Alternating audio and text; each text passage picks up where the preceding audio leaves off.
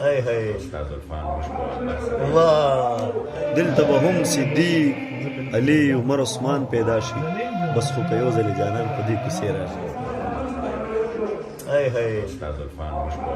الله هاي هاي هاي چرته نرګس شهلا غزاله چرته کیف دي دغه ستا بسر سره یو لري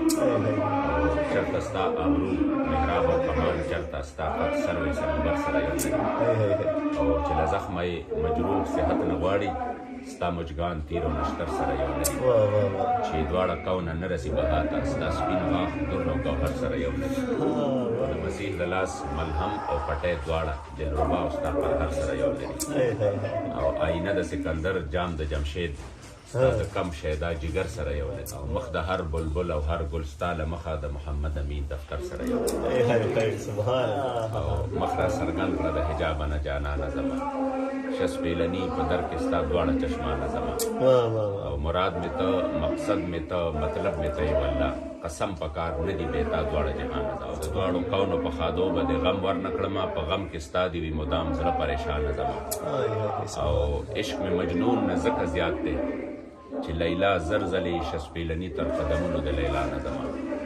او چې مې رهبر د مینې ستا شو په دې لاره کې مل کم نه دی شعر هم د بابا عبدالرحمن زما او ما محمد امین ستا مینه خپل ایمان ګڼلی نشته ایمان نشته مذهب سوا له تا نه سبحان کار مې ژوند ته ښه زړوي په هره پاڼه مې لانده لانده باڼه ویني کار حسین د یزید خیلو نه شکست وخوړو نن مې کارغان د پښتونخوا په دیواله ولیدل ما د خپل ژوند په فلسفه کې د 20 کال بوډا قسم په خدای چې د 15 کالو واړه ما د خپل ژوند په فلسفه کې د 20 کالو بوډا قسم په خدای چې د 15 کالو واړه لیدل څه نظربندو په دې ښار کې په ژوند نه پوهېدل چې څه بیناو په غوږونو مې کاڼه ولیدل مونږ ابراهیم غوندې د خدای په رحم دومره مین مونږ په اور کې هم بلا بلا خواږه ولیدل ته راته وایه تا په دې ځنګل کې څه ولیدل ما 4 شلو کې اتیا سړي خواره ولیدل ستا د عشق په پت مې وجنې څه غوغا ده سر راپورته کړه عجبه تماشا ده بل قصور مې غماز نه ویني قسم دی چې ستا مینه زما جمله مدعا ده او زه هم خوښ یم چې له تا نه قرباني شم د ازل نه مې راوړې دا سودا ده او هر ساعت مې روح هزار کرته زارېدی له تا همدغه مې منشا مخ دې ورک شي د غماز جاهل خطا شو چې ستا په مینه ما سره جفا ده نو یوه ورځ به په ارمان لاسونه اخري په نصیب کې د ظالم ډېره جړا ده او پاک ځایبا د محمد امین محبوب دی ستا نامه پاکه محمد رانډی او غمجن زړه مې د هجران تیرو کې ګیر شو رانما کړه مخ دې غوره په احسان ډېر